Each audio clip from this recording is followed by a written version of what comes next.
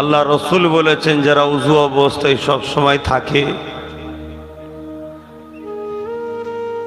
আল্লাহর রহমতের ফেরেশতা তাদেরকে পাহারা দেয়। জোরে বলুন সুবহানাল্লাহ।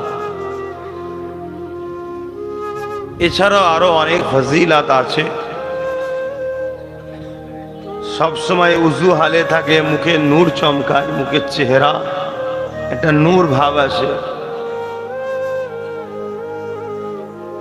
তাই আমরা যারা আসছি নতুন করে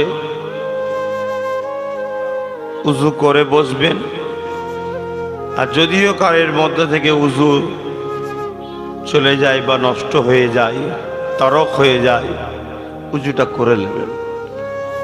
কেন আমরা